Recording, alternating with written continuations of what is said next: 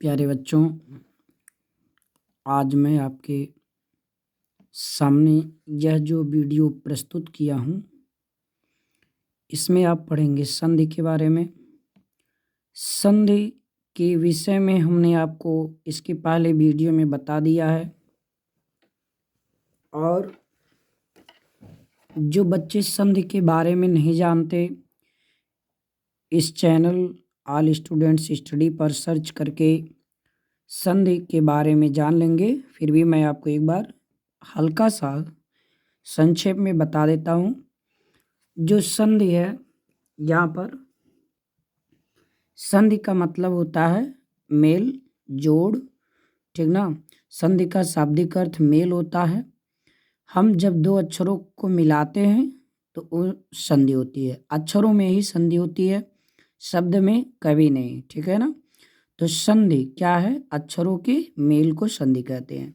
मैं आपको इस वीडियो में यण संधि और वृद्धि संधि, तो पहले यण संधि की चर्चा हो जाए, उसे आप देखेंगे यण संधि के बारे में कैसे पढ़ना है। तो पहला काम देखिए, मैं आपको शॉर्ट ट्रिक से बताऊंगा। कोई बहुत ज़्यादा आपको जो है इसे रटने की आवश्यकता नहीं पड़ेगी। सबसे पहला काम तो ये सुन लीजिए, मुख्य बात ये है कि यण संधि जो होती है, इसका एक दूसरा नाम है भाई। यण संधि का दूसरा नाम आप सुन लीजिए। यण संधि का दूसरा नाम होता है कटा अक्षर।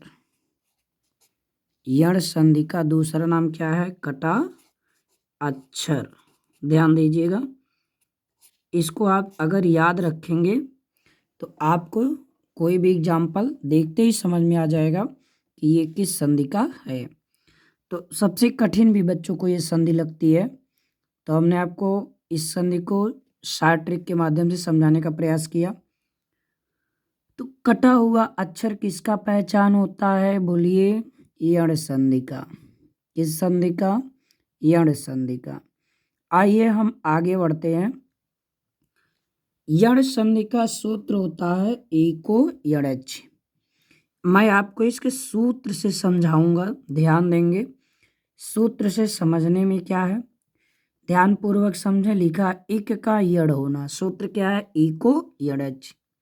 ध्यान देंगे, इको यड़च का मतलब इक का यड़ हो जाता है, ये है यण संधि का मतलब। अब आप कह रहे होंगे सर इक का यड़ होता है, ये क्या कह रहे हैं आप? तो जरा आप ध्यान देंगे, इक का यड़ होना क्या है? इक एक प्रत्याहार है। इक क्या है? एक प्रत्याहार। जो बच्चे संस्कृत पढ़े होंगे उनको प्रत्याहार पढ़ाया गया होगा, ठीक है। तो इक का क्या होता है? यण। अब देखिए, इक प्रत्याहार के अंतर्गत कुछ वर्ण आते हैं, उन वर्णों को मैंने यहाँ नोट किया है। ये वर्ण क्या क्या है जरा देखिए। ये वर्ण आपके हैं इक के अंतर्गत आने वाले ई उ री लिरी। बोलिए क्या क्या है?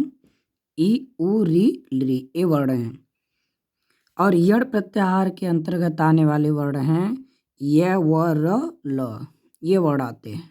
ओके, चलिए लेट्स स्टार्ट। हम लोग शुरू करते हैं। क्या इसके रूल को, क्या शुरू करते हैं? इसके रूल को जरा ध्यान देना। अब देखो, मैं इसको समझाने से पहले आपसे एक सुझाव, आपके विचार के बारे में मैं ये जानना चाहता हूँ कि आपको वीडियो कैसा लगता है। यदि आपको ये वीडियो अच्छा लगता है ना, तो एक सब्सक्राइब और लाइक कर दीजिए, और अपने दोस्तों के पास, रिलेशन में जो लोग हैं उनके पास शेयर करिए। क्यों? जिससे आपका ज्ञान बढ़े और उनका भी ज्ञान बढ़े। बच्चों एक बात जान लो, जब आप दूसरे का भला सोचेंगे, दूसरे का अनहित कभी नहीं सोचेंगे, तो आपका भला ईश्वर खुद करते हैं। इसलिए गॉड पर, ईश्वर पर बिलीव रखिए और अपने विचार को उच्च रखिए, सदाचार से जुड़िए, ठीक है। बातों को मानिए। एक आदर्श विद्यार्थी बनना है तो आदर्श अच्छे गुणों को अपनाना पड़ेगा। आइए मैं स्टार्ट करता हूँ। ध्यान देंगे। ये होता कैसे है? देखिए, आप नियम ध्यान देंगे। असमान स्वर आने पर ई का यह बनता है। क्या बनता है? ई का यह बनता है। अब आप देखेंगे कैसे बनता है। असमान स्वर नहीं आएगा तो ये नियम फेल होगा, इसलिए असमान स्वर यदि आता है ना तो यह बनेगा पहला नियम। आप इनको याद रखेंगे। ई उ री री ए व रोल, ई का यह, उ का व, री का र, री का ले बनता है। ठीक, चलो आगे देखो जरा। एग्जाम्पल हम लोग समझते हैं बहुत आसानी से। देखो बाबू, एक चीज़ क्या है, ये आपके सामने एग्जाम्पल मैंने राइट कर दिया है। अब मैं कैसे इसके शब्दों को बनाऊंगा आप समझेंगे। अब देखिए, पहला नियम क्या है, मैं यहाँ थोड़ा सा कॉर्नर पे राइट कर देता हूँ। पहला नियम है ई के बाद असमान स्वर आएगा तो असमान स्वर असमान, या समझ लेंगे। कोई असमान स्वर आता है तो क्या बनेगा? यह बनेगा, ध्यान देना है। अब देखिए, यदि आप एक बात ध्यान देंगे, संधि जो होती है पहले शब्द के अंतिम अक्षर से, तो यदि का वर्ण विच्छेद करेंगे यदि, तो ये मिलेगा यह प्लस द के नीचे हलंत प्लस ई। आप सम से शॉर्टकट समझ लें, अंतिम में ई मिलेगा, छोटी ही है, और इसका पहला अक्षर क्या है? आ है। ठीक ना? ये देखिए, ई का समान स्वर ई या बड़ी ही होता है। ये अ इसके जाति का नहीं है, इसी को असमान स्वर कहते हैं। समझे ना? तो ये हो गया ई के बाद असमान स्वर, तो क्या बनेगा? ये हलंत लगेगा, ये हलंत है, ध्यान देना, मात्रा नहीं है। अब जरा आप देखें, जोड़ने के प्रयास को थोड़ा एक बार मैं समझा देता हूँ यहाँ। देखिए, जब आप द से स्वर निकाल देंगे तो आप जानते हैं जिस अक्षर व्यंजन में स्वर नहीं रहता उसके नीचे हलंत होता है। और आप ई और ए भी निकाल चुके हैं, केवल यही पी बचा है। क्या बचा है? पी। तो ए निकल करके ई निकल करके क्या बना? ये। क्या बना? ये। अब देखिए असमान आया तो यह हो गया, ठीक ना? और अ है तो यह बनेगा। ये ध्यान देना है यहाँ पर, इसका इफेक्ट इस लेटर पे पड़ता है। इसके आने से ही यह हो गया, लेकिन इसके मिलने से यह हो जाएगा। ध्यान देंगे, तो अ मिल गया तो इसका हलंत गायब, आधा द है, तो आप लिखेंगे, क्या लिखेंगे? लिखेंगे यह आधा द प्लस यह प्लस पी। ये हो गया यद्यपि। आप कहेंगे सर ये तो यद्यपि आपने ऐसा लिख दिया, या ऐसा हम लोग नहीं देखते। तो आप कैसा देखते हो मैं बताऊं? आप ये वाला यद्यपि देखते होंगे, ऐसे द्य ऐसे पी, देखते हैं ना? तो एक चीज आज सुन लीजिए, आधा द और ये दोनों मिल करके इस द्य का निर्माण करते हैं, ये द्य बोला जाता है। इसलिए आप ऐसे लिखे ऐसे लिखे, दोनों सही है। समझ में आ गया? चलिए, इति धन आदि को करिए। देखिए ई है, अब आपके समझ में आ गया होगा। आ है, एक बात मैंने बोला था, ध्यान से सुनिए। क्या बोला था मैं? कि ई के बाद असमान स्वर, स्वर असमान दिखने से ही यह बनता है, लेकिन आ है तो इसका इफेक्ट इस पे पड़ेगा, तो यहाँ क्या हो जाएगा? या, यह हलंत गायब। ठीक, अब देखो ई, इसमें से जब आप ई निकाल देंगे तो तय क्या बचेगा? आधा। क्या बचेगा? आधा त लगा दीजिए। अब ये देखिए, आ मिल करके या बनाया, यहाँ या लिखिए और दी उतार दीजिए। ये हो गया इत्यादि। विसर्ग लगाना चाहते हैं लगा सकते हैं, इत्यादि।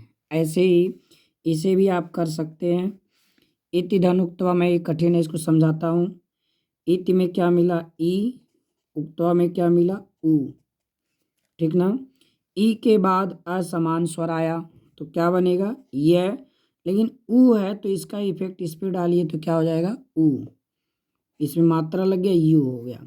तो ई आधा त, और यहाँ ए निकल करके यहाँ क्या दिया? यू आधा क, तो वा हो गया इत्युक्त्वा। क्या बन गया, इत्युक्त्वा। ऐसे यहाँ देखिए अति धन अंतः, समझिए ध्यान से। अति में क्या मिला, ई प्लस अ। देखिए ई के बाद असमान स्वर दिखा तो क्या बनेगा, ध्यान देंगे, यह बनेगा। अ है तो यह हो गया, मात्रा कोई नहीं लगेगा क्योंकि अ की कोई मात्रा नहीं होती है। अ अक्षर की कोई मात्रा नहीं होती है। तो यहाँ हो गया अ, तो आधा हो गया। अब क्या हुआ, ई और ए मिलके यह बना दिया, यह लगा देंगे, आधा न तह उतार देंगे। बहुत आसान है, ये हो गया अत्यंत। ठीक, ऐसे निधन ऊनम में देखिए जब आप ई निकाल देंगे तो न आधा हो गया। ध्यान से समझो, बहुत आसान है, उबना नहीं है। आप बिस्तर में लेटे लेटे पढ़िए, मोबाइल है तो कोई समस्या नहीं, आपको कापी कलम की आवश्यकता ही नहीं है। समझ लोगे तो जीवन भर याद रखोगे। ओके, चलो ई आपका निकला तो आधा न बचा। अब ये अक्षर इसके साथ आएगा। देखो बाबू, मैंने क्या बताया, ई के बाद अगर असमान स्वर आता है तो यह इसके दिखने से बन गया, इसके यहाँ दिखने से यह हो गया, इसका इफेक्ट इस पे डालिए, बड़ा हुई मात्रा हो गया। अब देखो, कहोगे सर अब ये मिलेगा कैसे, तो मिलेगा ऐसे। कैसे, ऐसे देखो, आधा न और ये मिल करके यू बना दिया, यू यहाँ ला दीजिए और ये दो लेटर नम जोड़ दीजिए, क्या हो गया, न्यूनम। समझ में आ गया। चलो अब देखो, विधन आकरण बहुत ही इंपॉर्टेंट शब्द है, ये बड़ा अच्छा है, प्यारा शब्द है। अभी कहोगे सर ये क्या है, अभी आपके समझ में आ जाएगा क्या प्यारा शब्द है। आप बचपन से ही रटते इसको आए हो। देखो वी है तो वी में से क्या निकालोगे, ई, तो बचेगा क्या, आधा व। अरे भाई, आपने इसमें से जब निकाल दिया ना स्वर तो आधा बचा, अर्थात इसके नीचे हलंत लग गया, ऐसे आधा बचेगा। तो आधा हम लोग ऐसे भी हुआ लिखते हैं, तो ये हो गया आधा हुआ। अब देखिए प्लस इसका अक्षर क्या है, आ, यहाँ लाइए। तो जब ई और आ मिला, देखिए ई के आने, आ के आने से, दिखने से ही यह बन गया, इसका इफेक्ट इस पे पड़ेगा, या हो गया। हम लोग क्या करेंगे, आ हट गया यहाँ तो इसका नंबर आएगा या, और करण तीन अक्षर है, उतार दीजिए, क्या हो गया, व्याकरण। समझ में आ गया। ऐसे ही देखिए एक चीज़ आप देख रहे होंगे, कटे अक्षर सब में आ रहे हैं। देखिए यहाँ भी कटा अक्षर, यहाँ भी कटा अक्षर, यहाँ भी कटा अक्षर, और अन्य भी एग्जाम्पलों में देखिए अक्षर कटा है, यहाँ कटा अक्षर है, यहाँ कटा अक्षर है। सारे कटे हुए अक्षर यण संधि, बोलो 3 बार, कटे हुए अक्षर यण संधि, कटे हुए अक्षर यण संधि, कटे हुए अक्षर यण संधि। समझे, बोलने से तैयार होता है, बोलने में कोई शर्म नहीं करनी चाहिए। बोलोगे नहीं, क्लास में नहीं बोलोगे तब भी परेशानी है, इसलिए बोलो, दिल खोल के बोलो, समझो, आगे बढ़ो। अति धन अधिकम, तो अति में क्या है, ई है। अब देखिए इतनी से निकल गया था, आधा हो गया, ए निकलेगा यहाँ तो बनेगा यह, तो हो क्या जाएगा, बोलो जरा मेरे साथ, क्या, अत्यधिकम। क्या हो जाएगा, अत्यधिकम। सुन लीजिए, लिख डालिएगा, ठीक है। ऐसे ही मैं आपको एक शब्द दिखाता हूँ। आप ये जो शब्द दिख रहे हैं यहाँ पर, दधिधनान है, दध्यान होगा, प्रतिधन एकम प्रत्येकम होगा, नारी धन उपदेश है, नारी उपदेश, इति धनत्र इत्यत्र, इसका आप खुद करेंगे, समझ में आ गया होगा। चलिए आगे बढ़ते हैं। दूसरा रूल क्या है, देवी धन आज्ञा, यहाँ शब्द है, ये दूसरे रूल का है। नियम 2 ही कहता है कि अगर ई के बाद क्या आता है, ऊ, ये यहाँ देखिए, ई उ री ली है ना, और यड़ में क्या होता है, य व र ल, ये होते हैं। तो ई का यह बनता है, ऊ का वह बनेगा, ये हम लोग को पढ़ना है। दूसरा नियम, ई का क्या बनेगा, ऊ का व। देखिए देवी धन आज्ञा, देवी में हमारे पास क्या है, ये दिव्याज्ञा बनेगा। गलती से इसमें हुआ क्या है, ये आपका जो है एक एड़ संधि का ही शब्द लिख दिया गया था। तो ये चूंकि उसमें आगे लिखा ये छूट चुका था, तो इसको आप एड़ संधि का ही समझेंगे क्योंकि ई इसमें आ रहा है ना। ई के बाद आएगा तो या बनेगा देव्याज्ञा बन जाएगा। क्या बन जाएगा? देव्याज्ञा। ठीक। ये दूसरा नियम यहाँ देखिए, ऊ आना चाहिए तो ऊ इसमें है, तो ऊ प्लस अ, तो ऊ के बाद असमान स्वर आया, इसके जाति का नहीं है, तो वह बनेगा। क्या बनेगा? नियम कहता वह बनेगा। तो जब वह बनेगा तो म ध से उ निकल गया तो ध, आधा, ये हो गया व, और ये री मात्रा इस तरह से क्या बन गया? मध्वरी। ठीक।